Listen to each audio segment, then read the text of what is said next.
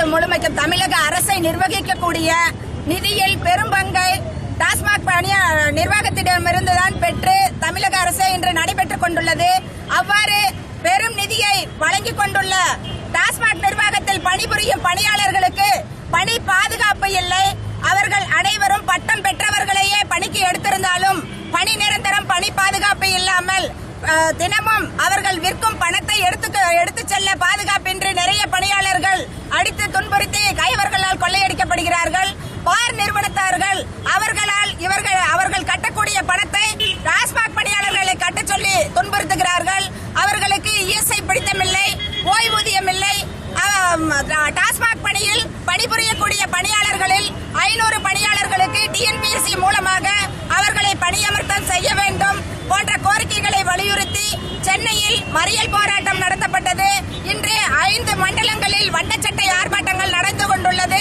அரசானது மாண்புமிகு தமிழக முதல்வர் அவர்களும் தமிழக அரசு நிர்வாகமும் இதை கணக்கில் எடுத்துக்கொண்டு டாஸ்மாக் பணியாளர்கள் இப்பொழுது கிட்டத்தட்ட 20% பணியாளர்களுக்கு மேல் மன உளைச்சலால் இறந்துள்ளார்கள்.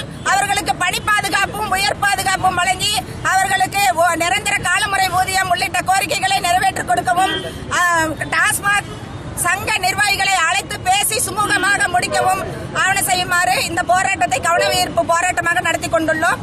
எஸ். சுகமதி, மாநில பிரச்சார செயலாளர், அரசு பணியாளர் சங்கம். தகுதிக்கேற்ற ஊதியமின்றி, தேவைக்கேற்ற ஊதியமின்றி, ஆதி மூலம் அந்த வரை, ஆதி முதல் அந்த வரை, தொடக்க முதல் அடக்கம், தொகுப்பூதியம், ஆண்டாண்டு காலமாக, ஈரெட்டு ஆண்டுகளாக, அனுமதியோ, ஊதிய சுரண்டலை அனுமதியோ, உழைப்பு சுரண்டலை அனுமதியோ, நிர்வாகமே, கேட்ட ஊதியம் எங்கே, தகுதிக்கேற்ற ஊதியம் எங்கே, ஊதியம், கொள்கைக்கேற்ற ஊதியம் எங்கே, தமிழக அரசு, டாஸ்மாக் நிர்வாகமே, ஊக்கத்தொகையை பறித்து ஊதிய உயர்வு என்பதா, ஊதியம் வழங்கி விட்டு